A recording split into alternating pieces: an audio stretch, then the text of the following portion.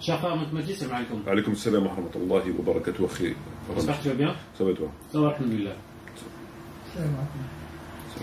Donc j'aimerais qu'on parle d'une rencontre entre Tariq Ramadan et le groupe de rap Medine. Donc j'aimerais avoir ta réaction sur ça, sur cette rencontre, et aussi ce que tu penses de ce fameux groupe Medine. Donc avant tout, a'oudhu billahi minash shaitanir rajim, bismillahir rahmanir rahim, wa salatu wa salam ala sayyidina Muhammadin wa ala alihi wa ashabihi ajma'in, wa salam alaykum wa rahmatullahi wa barakatuh. Le salam à nos frères et sœurs qui nous écoutent, et le bonsoir aux éventuels non-musulmans qui écoutent cette présente vidéo, et notamment aux renseignements généraux à travers la planète. Donc en fait, il y a un frère qui a eu la gentillesse de m'envoyer un lien, qui était le lien de la rencontre avec le professeur Tariq Ramadan et le groupe de rap musulman. Le groupe de rap tout court musulman. C'est juste un chanteur, ça s'appelle Medine. C'est juste un chanteur, donc c'est pas un groupe. On a une précision très importante. On dit merci, tu vois. Tout à l'heure, mais il sert à rien. Tu vois. D'ailleurs, c'est pas le professeur, c'est le spécialiste. Ouais, spécialiste, mais pour éviter justement pour de la modestie et pour pas lui, on l'appellera professeur. On va juste un professeur. Et donc, on l'a vu à l'affiche avec le chanteur de rap et non pas le groupe de rap Medine. Voilà. Donc moi, ce qui m'a semblé un petit peu pas normal, c'est que le professeur Tariq Ramadan, paraît-il, n'a pas le temps pour répondre aux questions de M. Metmati, de l'élève de M. Metmati, enfin petit élève de M. Metmati, et d'autres personnes qui lui posaient des questions, des pros et des anti-Ramadan. Il n'a pas le temps, nous ont-ils dit, c'est bien ce qu'ils nous ont dit, mais par contre il a le temps d'aller se mettre à l'affiche avec un chanteur de yo-yo, tranquille de la famille. C'est ça. Qu'est-ce que tu penses de... Si. Qu'est-ce que tu penses du rappeur Medine? Moi je connais pas. J'ai vu tout à l'heure sur un petit peu, mais je ne connaissais pas du tout. Moi je pense que le rap ça n'a rien à voir, la musique n'a rien à voir avec l'islam, donc ça n'a rien à voir avec la musique en général, et le rap encore moins. Et le rap français encore moins. Donc je pense que le rap et la musique n'a rien à voir avec l'islam.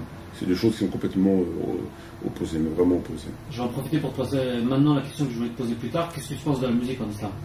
Moi, je pense que la musique, c'est au moins réprouvé. C'est quelque chose qui n'a aucun rapport avec l'islam, qui n'a aucun rapport avec l'état d'esprit d'un musulman, et qui ne peut que lui porter préjudice dans sa foi. Voilà. C'est une espèce de...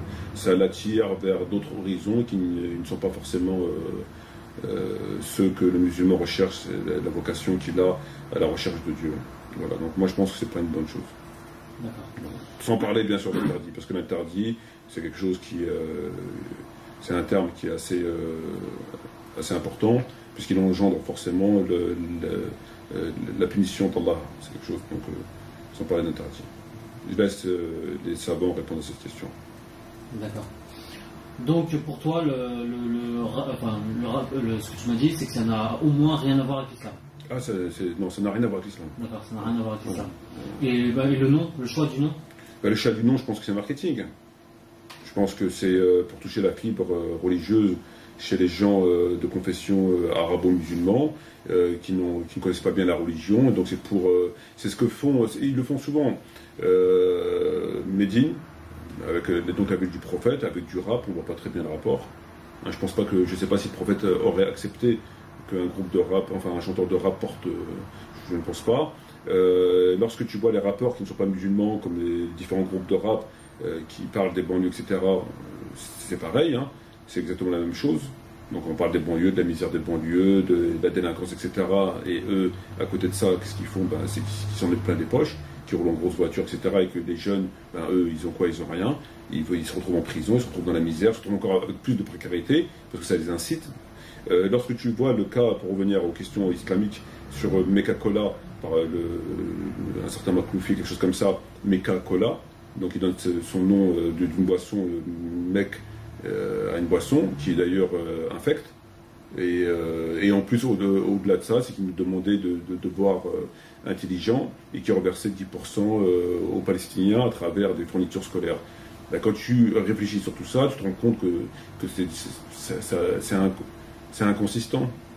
C'est inconsistant verser 10% en fourniture scolaire à nos frères palestiniens, aux élèves palestiniens, aux enfants palestiniens, mais à côté de ça, verser 30 ou 40% d'impôts à l'État français ou à d'autres États qui, eux, n'achèteront pas forcément des fournitures scolaires, mais plutôt, et entre autres, de l'armement. Tu pèses le pour et le contre.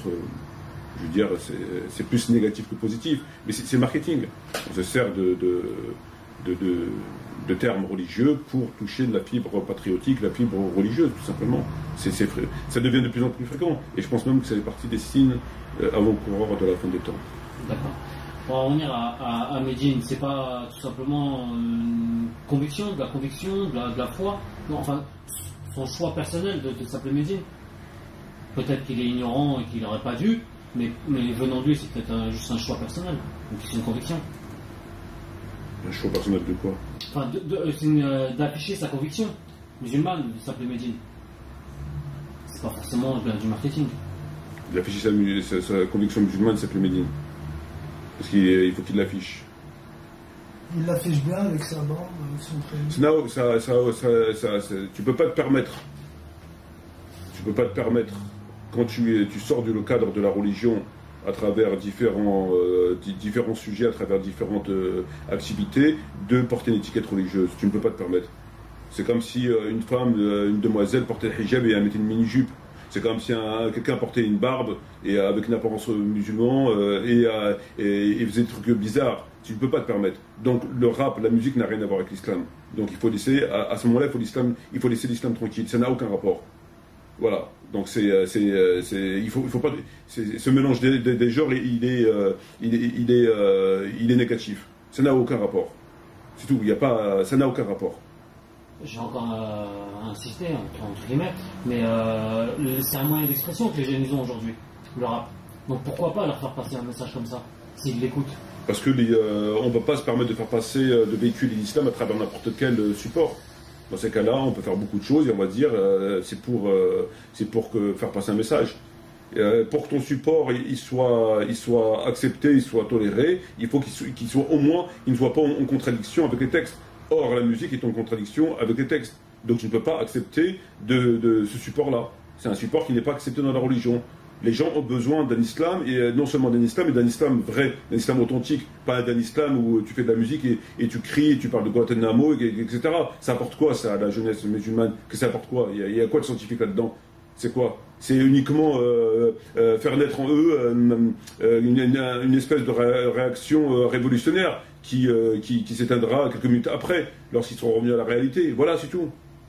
Les gens, ils n'ont pas besoin de ça. Les gens, ils ont besoin de science. Les gens, ils ont besoin d'apprendre leur religion à travers les textes et à travers des supports qui sont conformes à la religion, ou tout du moins qui ne sont pas condamnés par la religion, pas blâmables. Et c'est pas le cas de la musique. Ça n'a rien à voir. C'est tout. Voilà. Et que c'était une argument de Tariq Ramadan qui s'affiche avec ce chanteur de rap ou avec d'autres, alors que dans le même temps il dit qu'il n'a pas le temps. Je trouve ça extrêmement lamentable et c'est une preuve, en plus, si preuve il y avait besoin, de démontrer qu'il est perfide. Je veux dire, il passe son temps à discuter avec des journalistes non musulmans, avec des politiciens non musulmans, avec des chanteurs, et lorsque des musulmans lui adressent des questions, il n'a même pas la politesse de répondre. Il refuse. Et lorsqu'on lui demande des comptes sur ses textes, qu'est-ce que ça veut dire? Demain, il va chanter avec Céline Dion. Demain, c'est quoi c'est quoi? Que ça veut dire, ça? De qui se moque-t-on? C'est pas sérieux. Et c'est une preuve supplémentaire qu'il n'a absolument aucun respect, ni pour la religion, ni pour les musulmans et les musulmanes. Moi, je trouve ça indécent. Je trouve ça indécent. Il faut croire qu'il y a des gens que lorsqu'ils voient une femme, ils perdent la tête. D'autres, lorsqu'ils voient de l'argent, ils perdent la tête. Lui, dès qu'il voit un micro, une caméra, il devient fou. Il pète les plombs. C'est plus fort que lui. Il faut qu'il s'affiche. N'importe qui l'invite, il y va. C'est plus fort que lui. C'est plus fort que lui. C'est une maladie.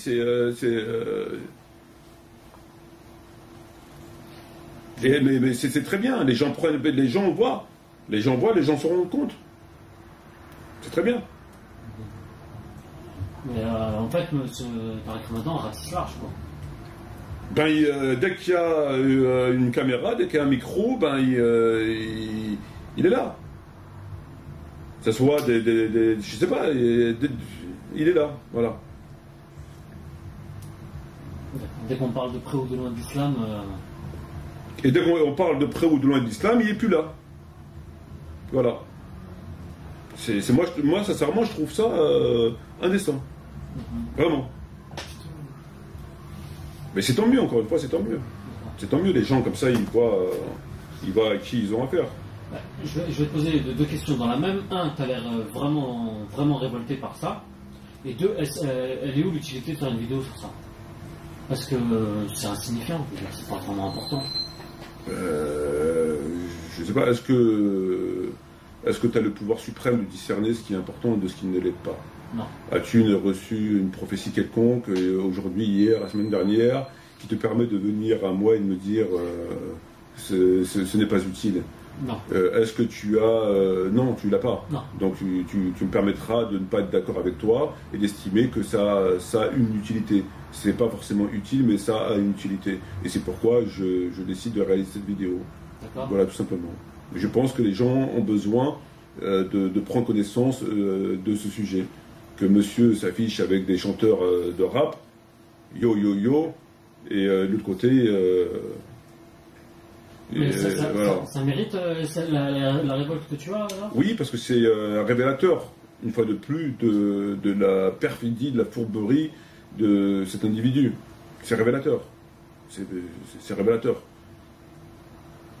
Il ne répond pas aux questions que des musulmans lui posent de façon polie, de façon intelligente et de façon à juste titre, légitime. Il ne répond pas. Il répond pas. Il répond pas oui ou il répond pas non. Il répond pas tout simplement. Du mépris total. Rien. Silence radio. Il n'existe plus. Par contre, il répond à des invitations de chanteurs de rap. Est-ce que c'est un comportement conforme à la religion? Est-ce que c'est un comportement conforme? Est-ce que c'est un comportement tout court? Est-ce que ça l'est? Même les kuffars, même les non-musulmans ne se comportent pas comme ça. Voilà. Et c'est cette personne-là qui passe son temps à donner des leçons de morale, de justice, et j'en passe aux musulmans et au reste de l'humanité.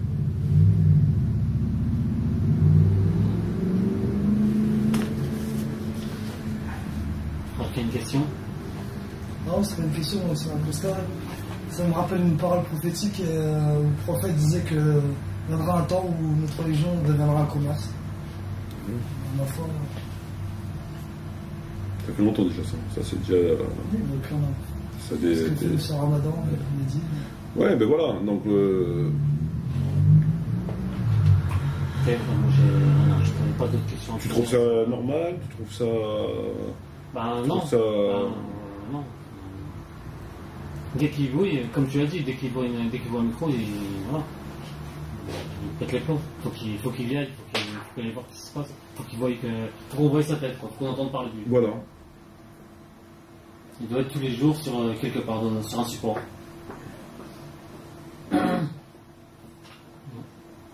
Moi, je trouve ça, vraiment ça très respectueux, très déplacé de sa part. Même si on sait à travers plein de choses que le respect, l'intégrité, la véracité ne sont pas les points forts de M. Tariq Ramadan, mais quand même moi je trouve ça très désagréable. C'est vraiment du mépris à l'encontre des musulmans, à l'encontre de... Je trouve ça vraiment très bas, très fourbe. Voilà. Les gens ont besoin que ce monsieur s'explique sur un certain nombre de ses textes et sur le message qui passe son temps à propager à travers la planète. Les gens lui ont adressé des questions, les gens lui adressent des questions, les gens attendent des réponses. Aucune réaction. Aucune. Rien. Par contre, pour aller parler avec Zemmour, Ardisson, Medine, etc., et là, il n'y a pas besoin de la paix de foi. Il n'y a pas besoin de la paix de foi. Voilà. Ça veut strictement tout dire. Dans ces cas-là, qui change son titre, et qui se met lui aussi à rapper, ou qui se met lui à faire du slam, ou qui se met lui à... Voilà. Et le problème, il est réglé. Ok. Voilà. Je te remercie, mon frère. De rien, d'autres questions? Non, pas d'autres questions. Pas de questions, frère Mohamed, de rien, pas de... non. Tout à l'heure, tu t'interrogeais sur le fait de mélanger... Le fait de mélanger le la verbe de Dieu, les Ouais. paroles prophétiques avec des obscénités à côté dans le rap. Moi, je sais pas si. Ben, Pose ma question. C'est une question? Oui, c'est une question. Mm. Est-ce que c'est permis de mélanger tout ça dans une chanson, quoi? C'est pas Obscénité avec paroles prophétiques et verbe de Dieu. Est-ce qu'un c'est permis? Est-ce que tu connaîtrais éventuellement quelqu'un qui dirait que c'est permis? Moi non plus. Ou alors, il faudrait me présenter. Bon, bref. Merci Ramzi, merci beaucoup à toi, merci Mohamed, même si tu n'as pas beaucoup parlé. Merci aux frères et sœurs de nous avoir écoutés une fois de plus pour ce petit sujet. Et j'espère à bientôt. Shukran jazirin. Wassalamu alaikum wa rahmatullahi wa barakatuh.